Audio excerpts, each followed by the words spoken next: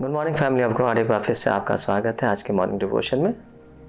आज का वचन पाया जाता है दूसरा शामुएल उसका 21 अध्याय उसकी पहली और दूसरी आयत। यहाँ से लिखा है, दाऊद के दिनों में लगातार 3 वर्ष तक अकाल पड़ा, तो दाऊद ने यहोवा से प्रार्थना की। यहोवा ने कहा, यह तो शाऊल और उसके खूनी घराने के कारण हुआ, क्योंकि उसने गिबोनियों को मरवा डाला था। हम जब सब जानते हैं कि परमेश्वर ने दाऊद को राजा होने के लिए चुना। तो शामुएल से कहा था कि मैंने अपने हृदय के अनुसार एक व्यक्ति को पा लिया है। ये वही दाऊद है जिसने गोलियत को मार करके इस्राएलियों के बीच में बड़ा नाम कमाया है। और जब से राजा बना इसने कोई युद्ध नहीं हारा है। जहाँ कहीं जाता है परमेश्वर इसको विजय दिलाते जाता है। यहाँ तक वे एक अच्छा भजनकार है। 10,000 से ज़्यादा उसने परमेश्वर के लिए महिमा के गीत लिखे हैं। अच्छा गायक है, अभिषिक्त है। तो यहाँ पर उसकी प्रार्थनाओं का उत्तर नहीं मिल रहा। 1 वर्ष तक पानी नहीं हुआ, दाऊद परमेश्वर की खोज में लग गया, उत्तर नहीं आया है। 2 वर्ष हो गए, फिर भी प्रार्थना का जवाब नहीं मिल रहा है। 3 वर्ष के बाद में उसको पता चलता है कि ये प्रार्थना का उत्तर उसको क्यों नहीं मिल रहा है। परमेश्वर से क्या कह रहा है, ये अकाल शाऊल के खूनी घराने के कारण हुआ। शाऊल ने क्या कर दिया? शाऊल ने क्या किया है? गिबोनियों को मरवा डाला है। ये गिबोनी कौन थे? ये गिबोनी वे जाति है जिसे यहोशू ने वाचा बांधी थी। अब यहोशू के 9वें अध्याय में देखते हैं, यहोशू ने गिबोनियों के साथ वाचा बांधी थी, जबकि परमेश्वर ने कनानियों को, अन्य जातियों को पूरी तरह से नाश करने की आज्ञा दी थी। ये लोग भेष बदल करके यहोशू के पास आते हैं, पुराने फटे पुराने कपड़े पहन करके, फफूंद रखी रोटी लेकर, फटे हुए जूते पहन कर के इसके पास आते हैं। ऐसा दिखाते हैं जैसे हम बहुत दूर से आए हैं। और जल्दबाजी में यहोशू उसके प्राचीनों ने गिबोनियों के साथ वाचा बांधी। वाचा बांधने के बाद क्या किया कि हम तुम्हें नहीं घात करेंगे, हम तुम्हें जीवित छोड़ देंगे। जबकि परमेश्वर चाहता था इनको घात करके ख़त्म कर दिया जाए, कोई वहाँ ना रहे, ताकि ये वापस मूर्ति पूजा की ओर ना फुरे।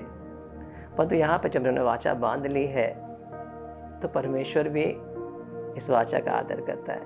यद्यपि परमेश्वर नहीं चाहता था कि ये अन्य जातियों के संग रहें।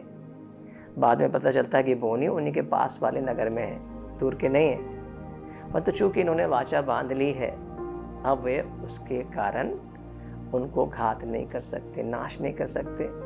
जब यहोशू ने बुलाकर उनसे पूछा, तुमने ऐसा झूठ क्यों बोला, हमारे साथ ऐसा गलत बर्ताव क्यों किया?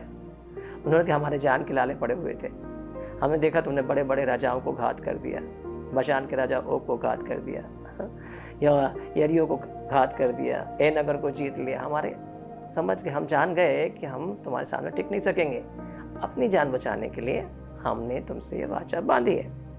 तो क्या किया यहोशू ने? उनको बंधक बना लिया, मारा तो नहीं, पर बंधक बना के, नौकर बनाकर, पानी भरने वाले के रूप में, लकड़ी लाने वाले के रूप में अपने दास बनाकर अपने बीच में रहने दिया। परंतु जब इतने सालों बाद शाऊल राजा बनता है, यहोशू खत्म हो जाता है, वो जनरेशन खत्म हो जाती है, लोग भूल जाते हैं ये क्या है, लोग वाचा को भूल जाते हैं। परंतु परमेश्वर वाचा को भूलने वाला परमेश्वर नहीं है। शाऊल ने क्या किया? जब देखा कि अन्य जाति लोग हमारे बीच में बसे हुए हैं, तो उसने क्या किया है? इनको मारना शुरू कर दिया, वाचा को तोड़ दिया। यहोशू ने वाचा बांधी थी, शाऊल ने वाचा नहीं बांधी थी। पर शाऊल को पता था कि वाचा बंधी है, फिर भी उसने क्या किया? वाचा के अगेंस्ट में जा करके गिबोनियों को मार डाला है। और जब मार डाला है, उससे परमेश्वर भी बहुत नाराज हुआ, क्योंकि जब गिबोनियों ने शाप देना शुरू कर दिया है, उसके कारण अकाल पड़ा है। तो परमेश्वर हमारा वाचा का परमेश्वर है। अन्य जातियों से बांधी गई वाचा जो उसकी इच्छा के अनुसार भी नहीं थी, उसका वो आदर करता है। परमेश्वर वाचा का आदर करने वाला परमेश्वर है, ना केवल वाचा बांधता है, वो कभी वाचा को नहीं तोड़ता। उसने नूह के साथ वाचा बांधी, मैं दोबारा कभी जल प्रलय से पृथ्वी का नाश नहीं करूंगा। आज तक उसने ऐसा नहीं किया। उसने अब्राहम से वाचा बांधी, तेरा वंश जाति जातियों के बीच में आशीषित होगा, तेरा वंश बहुत तारों के समान होगा। उसने वाचा को पूरा किया। दाऊद के साथ वाचा बांधी, उसने इजराइलियों के साथ वाचा बांधी।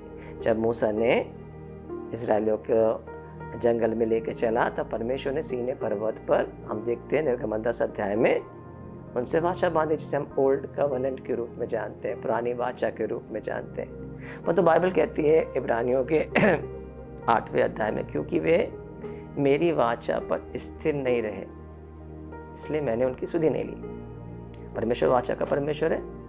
कोई जाति तुम्हारे सामने टिक नहीं पाएगी। मैं तुम्हारे साथ रहूँगा, मैं तुम्हें सिर बनाऊँगा, तुम्हें पूछ नहीं बनाऊँगा, मैं तुम्हें आशीषित करूँगा। परंतु ये वाचा में बने नहीं रहे, इन्होंने वाचा को तोड़ दिया।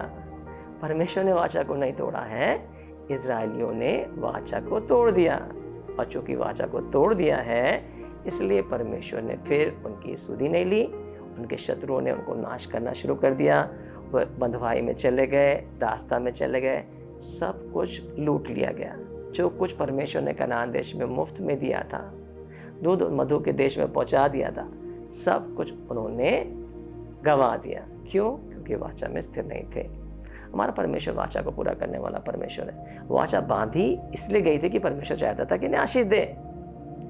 तुम मुझे छोड़ के किसी दूसरे को ईश्वर करके नहीं मानना, तुम मूर्ति पूजा नहीं करना, तुम खून नहीं करना, तुम चोरी नहीं करना, तुम लालच नहीं करना, तुम व्यभिचार नहीं करना। सारी वाचा परमेश्वर ने शर्तें दी थी, प्रतिज्ञा के साथ आज्ञा भी दी थी, जब तुम ऐसा करोगे तो मैं तुम्हें आशीषित दूंगा। अपने बीच में मूर्तों को लेकर नहीं आना, दूसरे ईश्वर की आराधना मत करना। सो चूंकि इन्होंने वाचा को तोड़ दिया इसलिए वे क्या हुए? परमेश्वर की सुरक्षा से खत्म हो गए, आशीष से वंचित हो गए। परंतु परमेश्वर यहाँ शुभ नहीं है। बाइबल कहती है उसने परमेश्वर ने नई वाचा को लेके आया। पहली वाचा मूसा ने बांधी थी, जानवरों के लहू के द्वारा बंधी थी, आज्ञाओं पर आधारित थी, जिसमें सब कुछ इजरायलियों को करना था। परंतु नई वाचा में परमेश्वर ने क्या किया? परमेश्वर नई वाचा को यीशु मसीह के लहू के द्वारा बांधी। नई वाचा का मध्यस्थ कौन है? यीशु मसीह है। मूसा नहीं है, यीशु मसीह है। लहू कौन सा है? जानवरों का लहू नहीं है। किसका लहू है? यीशु मसीह का लहू है। और बाइबल कहती है कि और भी अधिक उत्तम प्रतिज्ञाओं के आधार पर बनी है। इस वाचा में परमेश्वर सब कुछ करने वाला है। सब कुछ अब आपके परफॉर्मेंस पे निर्भर नहीं है, यीशु मसीह के परफॉर्मेंस पे निर्भर है। पहली वाचा में हम को जो करना था, पर दूसरी वाचा में सब कुछ यीशु मसीह ने कर दिया है। उसने कहा मैं इनका परमेश्वर रहूंगा, मैं उनके अधर्मों के प्रति दयावंत रहूंगा, मैं उनके अधर्मों को स्मरण नहीं करूंगा, मैं उनके पत्थर के हृदय को निकाल के मांस कर दे दूंगा, मैं उनके बीच में चला फिरा करूंगा, मैं उनके बीच में तेजोमय होकर दिखाई दूंगा। यहाँ पर इस सारी वाचा की आशीषें परमेश्वर पर निर्भर है, आप पर निर्भर नहीं है, आपके कामों पर निर्भर नहीं है। आपको उसके लिए कुछ भी नहीं करना है, केवल आपको यीशु मसीह पर विश्वास करना है, नई वाचा के लहू पर विश्वास करना है। आपको विश्वास के द्वारा इस वाचा में बने रहना है। ये आपके कामों पर नहीं है, आपके परफॉर्मेंस में नहीं है, परमेश्वर के कामों पर है। अब जब परमेश्वर ने कहा मैं करूँगा, आपको क्या करना है? विश्वास करना। परमेश्वर ने अच्छा काम शुरू किया, उसे पूरा करेगा। परमेश्वर का मैं इनके बीच में चला करूँगा, आपको विश्वास करना है।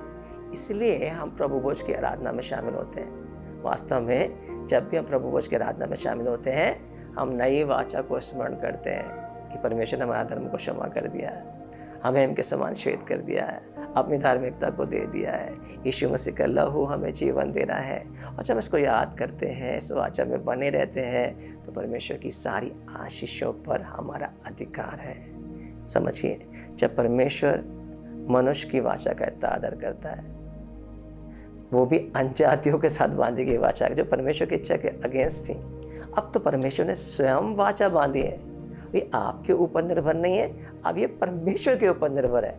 क्या परमेश्वर चूक सकता है? क्या परमेश्वर झूठ बोल सकता है? क्या परमेश्वर बदल सकता है? यदि नहीं, तो ये वाचा कभी भी खत्म नहीं हो सकती। और ये वाचा आपके लिए है। आप इस वाचा से द्वारा आशीष को प्राप्त कर सकते हैं, क्योंकि प्रभु यीशु मसीह के लहू के द्वारा परमेश्वर ने आपको हमेशा के लिए शुद्ध कर दिया, पवित्र कर दिया, और परमेश्वर का पवित्र आत्मा हमेशा आपके अंदर वास करता है। God bless you.